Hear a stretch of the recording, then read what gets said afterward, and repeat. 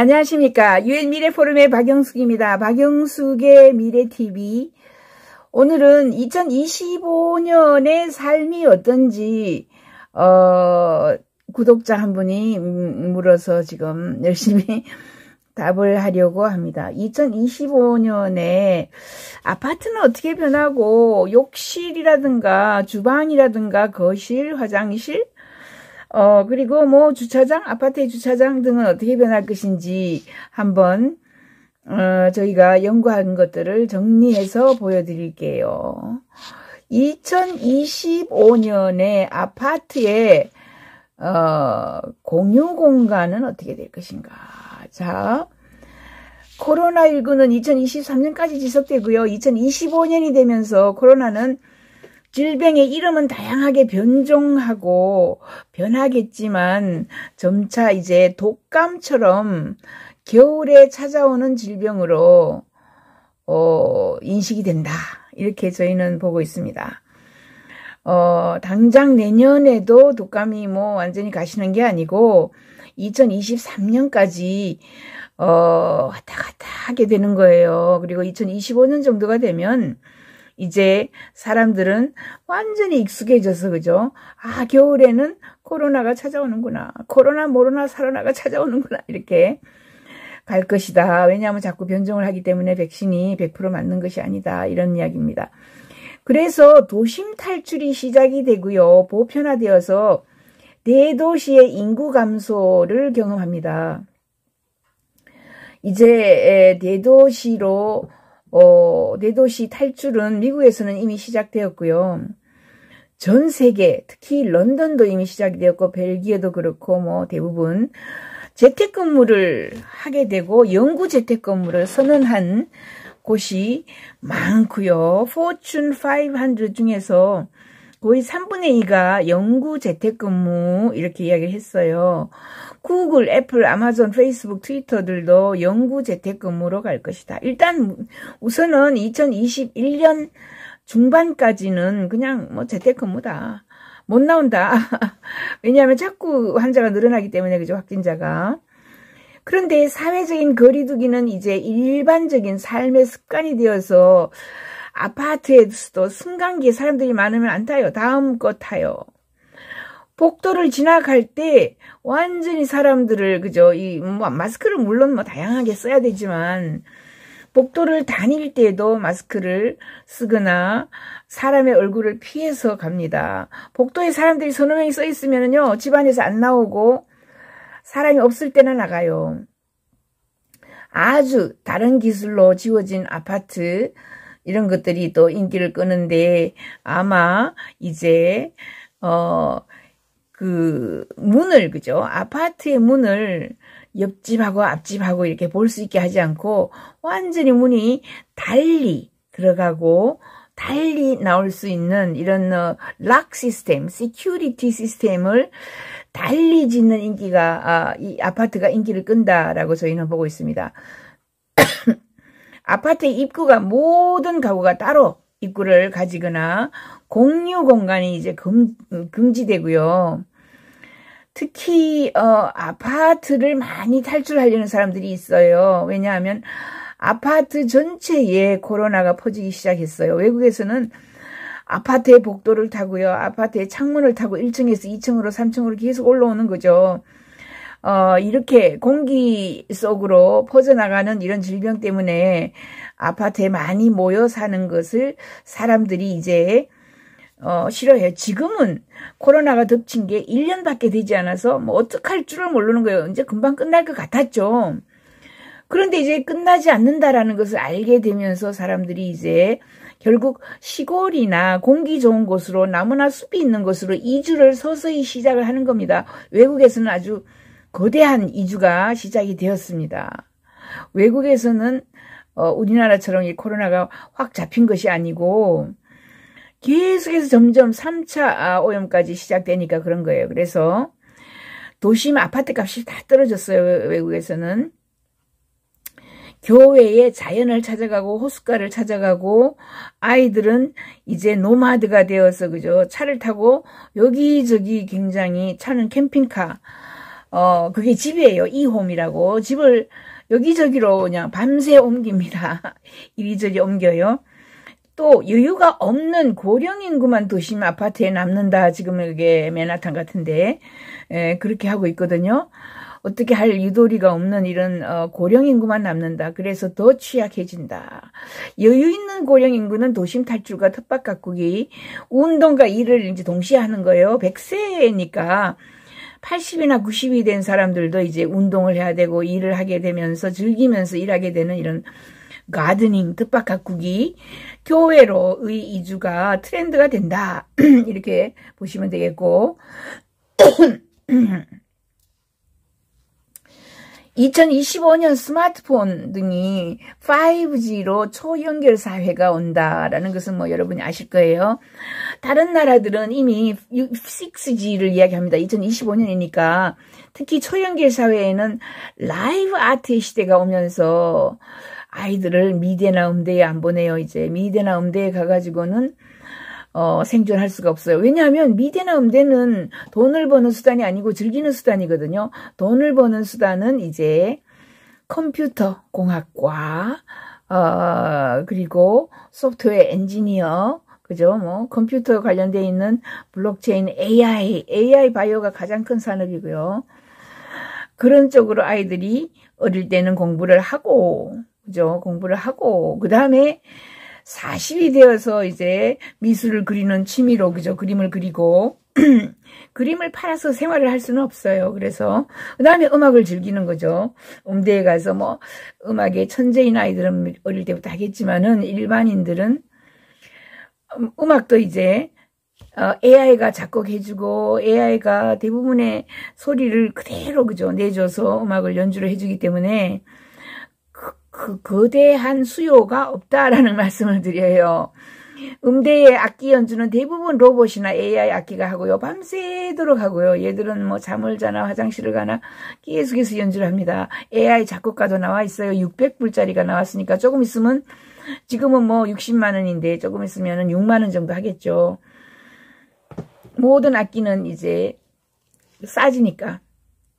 그래서 미대에서는 움직이는 그림이 라이브 아트, 그림이 막 움직여요. 계속해서. 이런 5G가 되면은 데이터가 전송이 빨라지기 때문에 움직이는 그림이 가능합니다.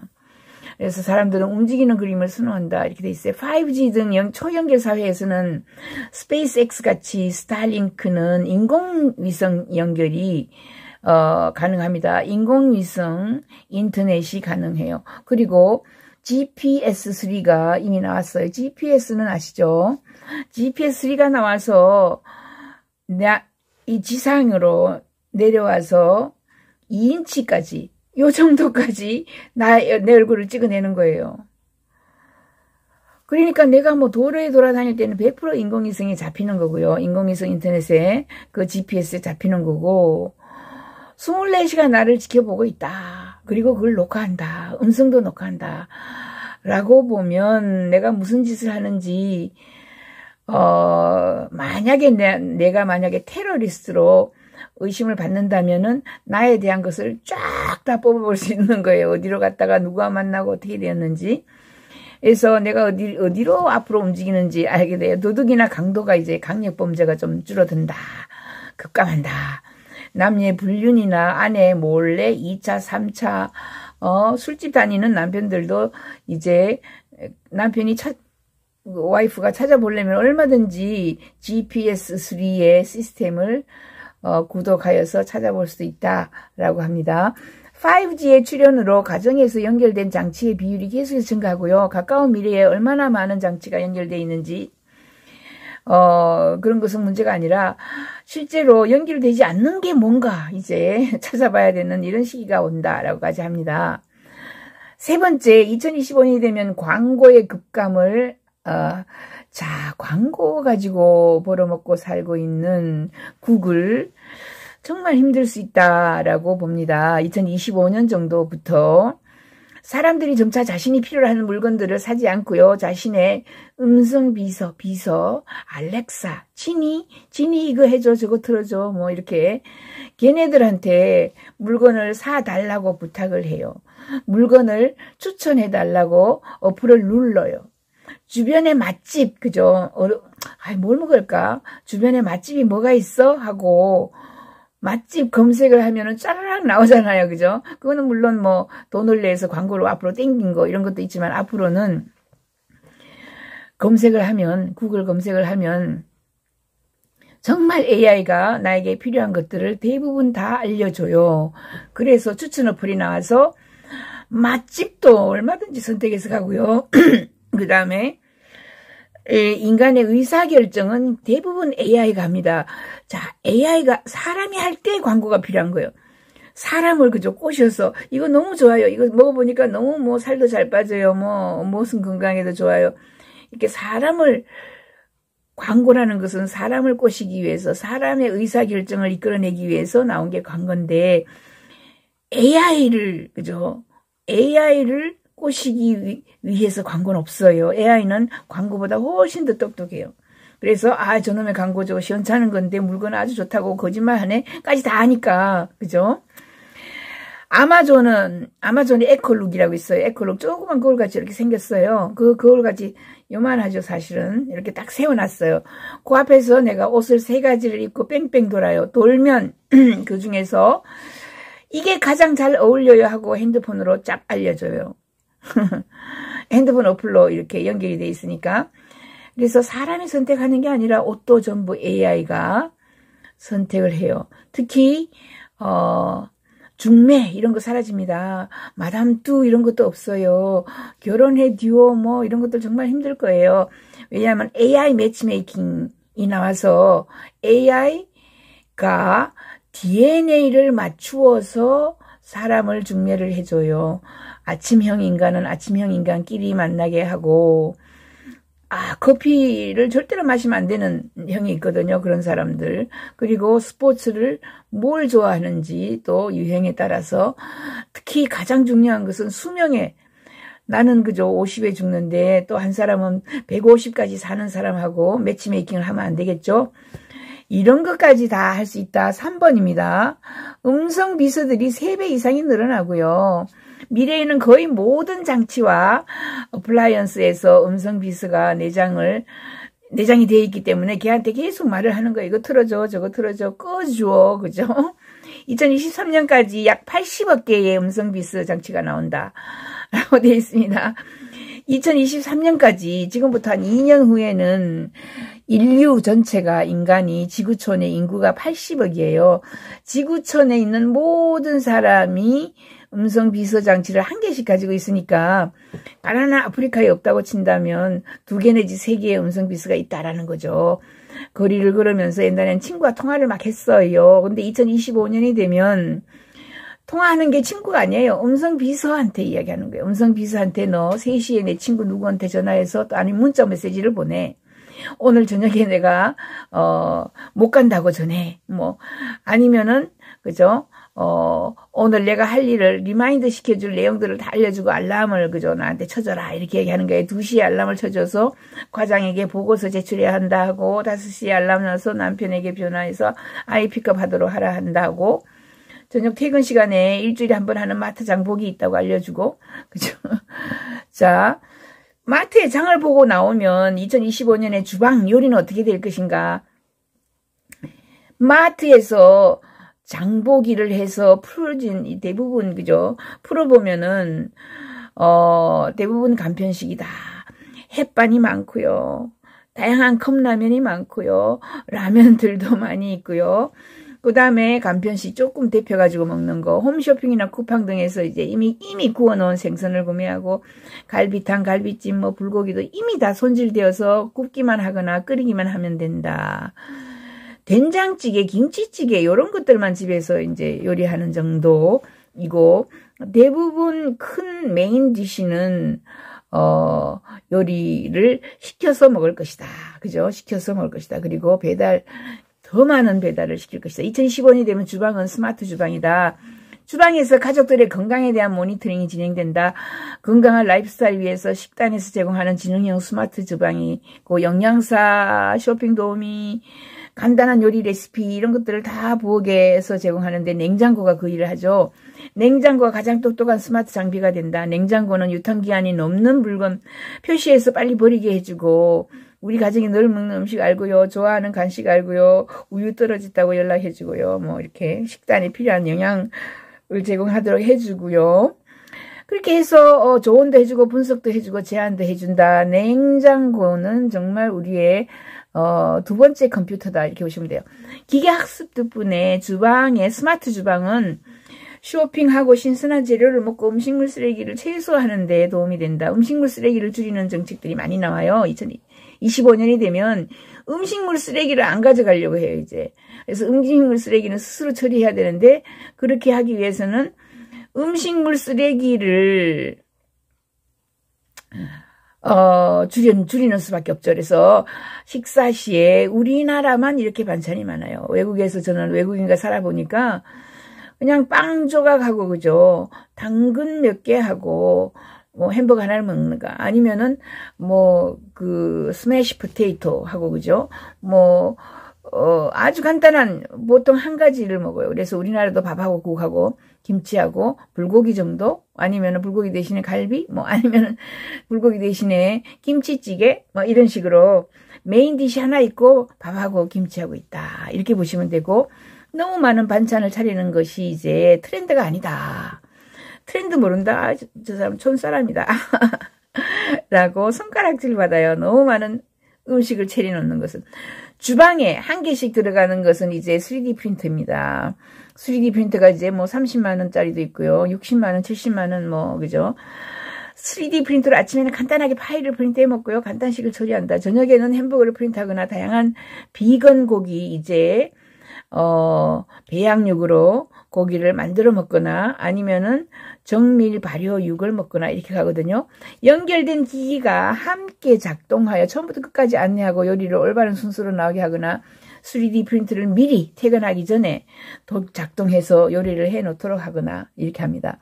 2025년의 욕실은 건강 모니터링, 부엌도 그렇지만 대부분 모니터링, 욕실에 지속적으로 인간을 모니터링 하고요. 웰빙 센터 같은 역할을 합니다. 건강 지표를 샘플링 하고요. 칫솔, 거울, 변기에 앉으면은 나의 그날에 열이 있다든가, 그죠? 변의 색깔이라든가를 받아보고요.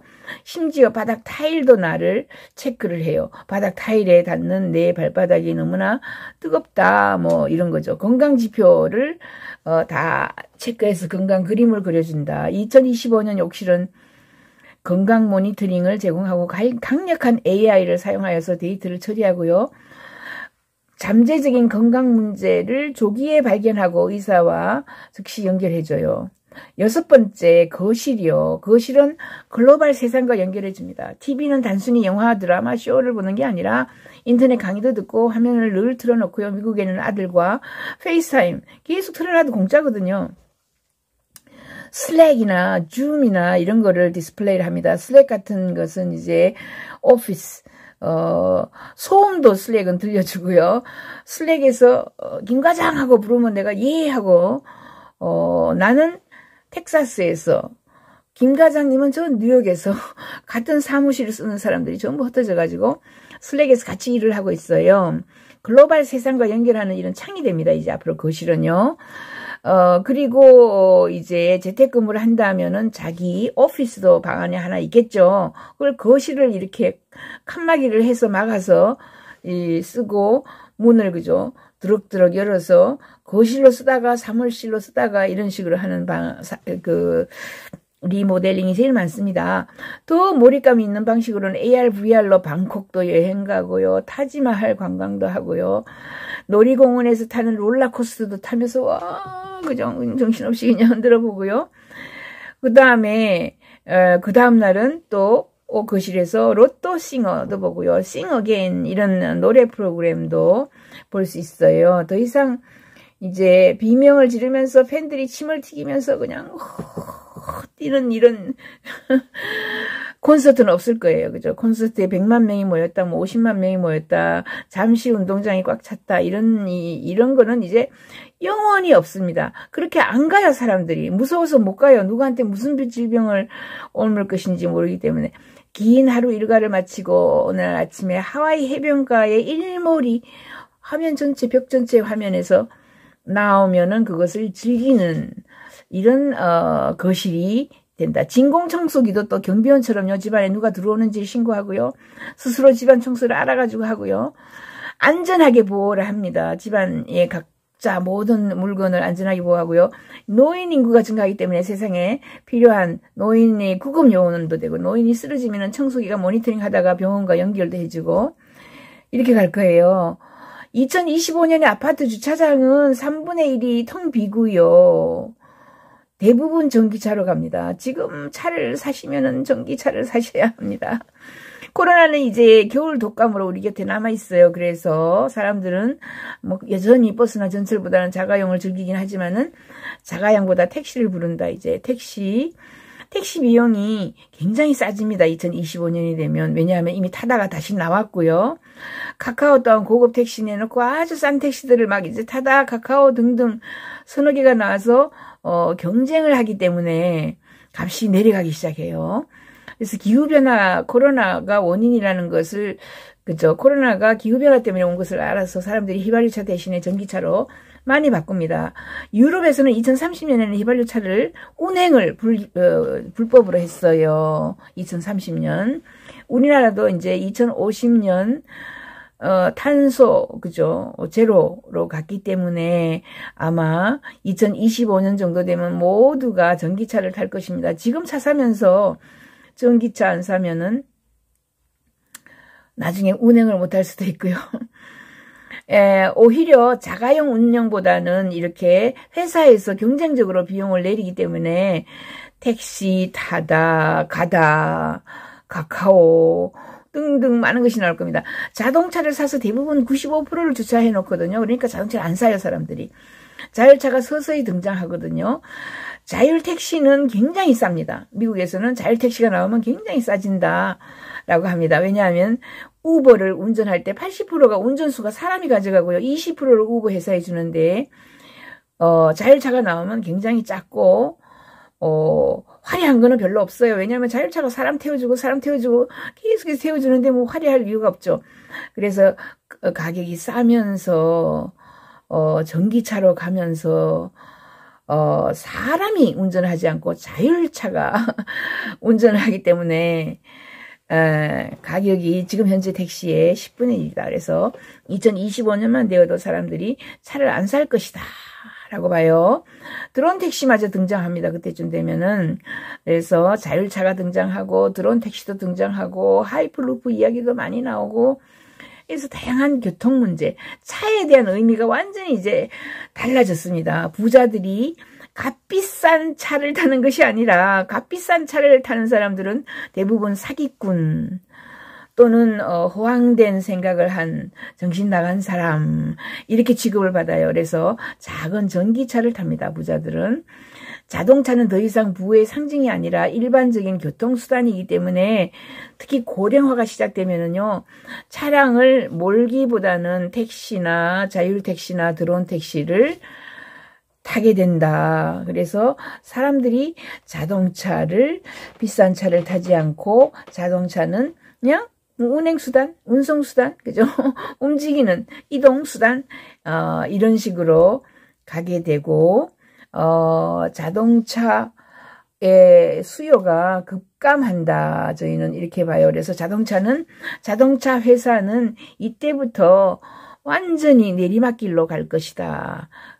그리고, 버진항공에서 하이퍼루프를 2030년에 전 세계로 연결하겠다. 이렇게 얘기했어요. 플러스 마이너스 뭐 한 3, 4년, 4, 5년, 2, 3년 될 수도 있겠죠. 그러나 2030년이 되면 아마 많은 곳이 연결이 될 거예요. 하이퍼루프를 산 사람이 버진항공이에요. 왜? 항공사거든요. 버진항공사 CEO 회장이 항공사는 망했다. 사양산업이다. 끝났다라고 하면서 하이퍼루프를 샀어요. 그러니까 뭐 대한항공이든 아시아항공이든 저가항공이든 이제 저가항공 타지 않아요. 더군다나 항공사가 없어지고요. 비행기를 타지 않고 전부 뭐 이게 날아다니는 수직 상승하는 택시, 그죠? 들어온 택시를 타기 때문에 공항은 필요가 없다. 이제 공항 짓는 사람은 역적이다까지 제가 이야기합니다. 박영숙의 미래TV, 유엔미래포럼의 박영숙이었습니다. 감사합니다.